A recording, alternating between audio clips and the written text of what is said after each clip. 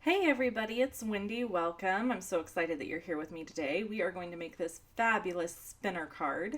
Spinner cards have been something I've wanted to make for a really long time, but I just haven't taken the time to figure it out and make it happen. So I thought I would do that today, and I have a couple different things to show you. So we're using the Jar of Haunts stamp set and the Spooky Fun stamp set to create this card. I have a piece of thick Whisper White cardstock here that I'm going to stamp my mason jars on. I'm stamping a mummy on one side, and then I'm going to stamp a jar with eyeballs for the other side. So the thing with spinner cards is you have to have a shape that is symmetrical on both sides. So you can't, for example, I couldn't do a big jar on one side of the spinner and a little jar on the other side of the spinner.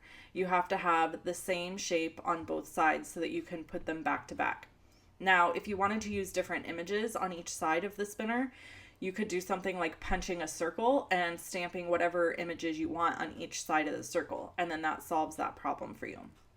But if you're wanting a specific shape, like these jars, then you have to make sure that the jars will line up back to back. So before I did this, I made sure that mason jar that cuts out was the exact same on each side. So I'm just using my Stampin' Write markers to do a little bit of coloring here. I didn't want to get my Copics out, and you can oftentimes do just as cool coloring stuff if you're using one color by just using whatever marker you have. Now I tried to do a little ink blending here and it just didn't work. I could tell right away that it was just going to make my paper beat up and be a mess. So instead I just decided to go back in with the marker and just color the entire jar with the Stampin' Write marker. Now, when you use a water-based marker like this one, you're going to get the lines. You're going to see the lines in your coloring. It's not like an alcohol-based marker that soaks into the paper and dyes the paper.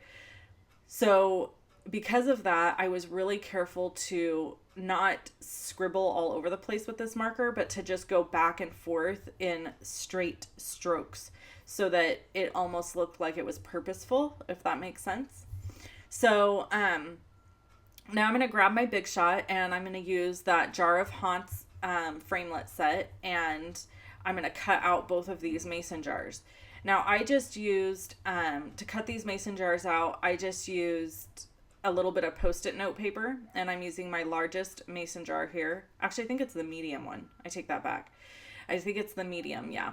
And then I used a little Post-it note paper. I usually use the magnetic plate to hold my framelits in place, but I didn't have it with me in my video room. I had my Post-it paper, so I ended up using that instead. And then you're just going to run it through the Big Shot and it'll cut out on the other side. And then I'll go ahead and run the other jar through as well. So something I want to mention really quick, just so that you're familiar. If you follow my YouTube channel regularly, you already know this. But I offer free card kits every month with a minimum purchase. So I have some really cute card kits that are available for free this month with a $50 minimum order. You can get all three. I do send out card kits for orders lesser than that, but not all three of them. So you want to make sure that you use the host code. And the host code this month is listed in the bottom of this video. If you're watching this in the month of September, before September 24th, then that host code is still valid. You can always check my host code on my blog. I always have the current host code on my blog on the right hand side of the screen near the top. So if you're curious about that. Okay, so here's the trick for the spinner card. You're going to lay down your card base open, and then you're going to lay down a second layer on top of it without adhering it, and just use some Post-it note paper to hold it in place. You're then going to use some sort of a framelit that will cut a hole for you. Now, you want to make sure that this framelit is big enough that whatever you're putting inside of it can spin freely. You don't want to put something down that is going to catch on the edges. So I'm double cutting here. I'm cutting through both layers, and that's so that they will line up when I put the card together. But I need them separate for now because that's how I'm going to create my spinner mechanism. Okay, so we're going to get all this stuff out of the way here. One last cut. I need to cut a little frame for the hole where I made my spinner. This is not necessary. I just think it looks really nice. And I'm using our Oval Collection framelits that nest, so you can get these really cool frames.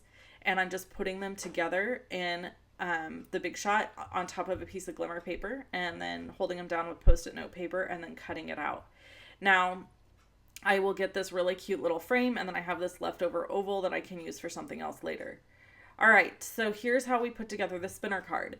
You're going to use fast fuse adhesive or some other strong adhesive and put it right at the edges of your opening on your bottom layer. You want to open up your card base and do the same thing on that. Then I'm going to set those aside because I want to make my spinner piece for the middle. And you really wouldn't have to do that step right then. You could do it after you make your spinner piece. So I'm using both the jars and I'm going to put them back to back. So I'm going to use fast fuse adhesive down the center and on the edges of this mason jar because I really want to make sure that it holds in place well. I don't want any movement of my thread. I'm using the black metallic thread. It's kind of a shiny thread from Stampin' Up, which goes perfect because this is a Halloween card, but you could use any thread that you wanted to use. And I'm just kind of holding it in place and then trying to put it in the center of this as best I can and hold it down at the same time. It's a little tricky. It takes a little getting used to, and I'm pulling it taut. I want it really nice and tight. I don't want it wiggling around or loose in the center of there. And then I'm going to layer the other mason jar right on top and smush that thread in the center. And then I can chop off the top of the thread there, but don't make it too short. You want to make sure you have plenty of space to work. Thread's cheap, so don't be stingy on this part. And then what I do is I take my card base opened up and I line up my spinner piece in the center and I put down my thread. Now, again, you really want to make sure your thread is tight. You don't want it loose because if it's loose, your spinner is not going to work. So you got to really pull and make sure it's nice and tight and taut through the center there. Then I'm trimming off the excess so you can still see there's some overlapping. And then I'm going to take that layered piece that I cut earlier and line it up and put it over the top. Now I'm going to cover this pretty well with adhesive because I really want this to stick in place really nice and strong, and I want it to hold down that thread and not be able to wiggle loose. So what I do is I line up the circle part. I don't care about necessarily lining up the top or the bottom or the edges. I line the circle up and then I kind of adjust to make sure I have a nice edge all the way around my card front. Then I'm going to take my little oval trim that I created and I'm going to use a fine tip glue pen and just run some adhesive around the edge of that and then layer it down over the top of the front of this card.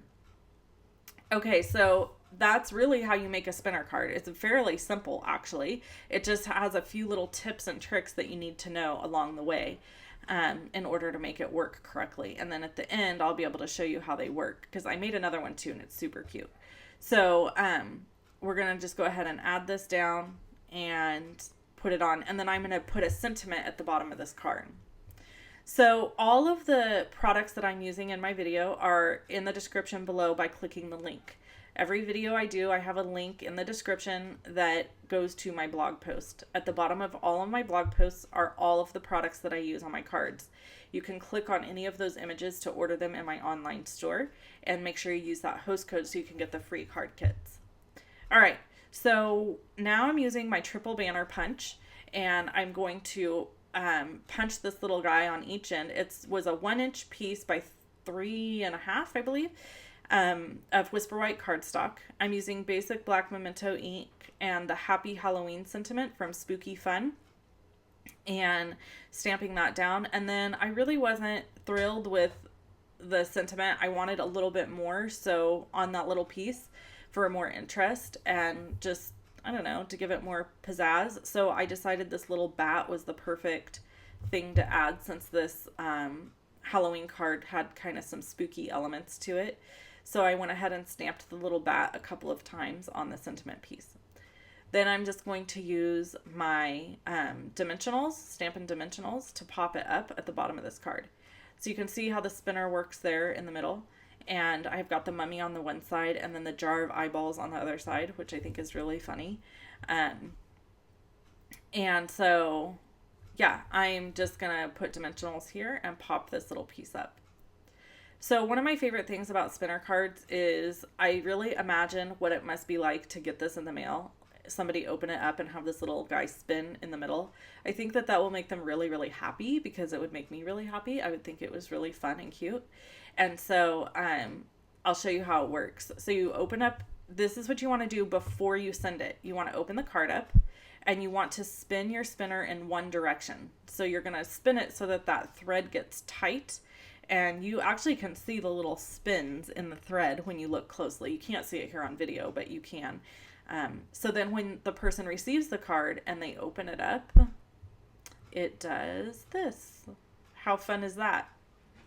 So I just think these are super fun and silly, and I would love to get one. And then I did this one with a little mummy, and it's just a thank you card, but it goes with the season. So I like making thank you cards that go with the season. I don't always have to stamp a sentiment that matches the season. Okay, so those are my spinner cards. I hope you have fun making some. The jar of Haunts stamps or framelit set and the cookie cutter punch make great spinner cards. Thanks so much for watching. I hope you subscribe and give me a thumbs up. Take care. Bye-bye.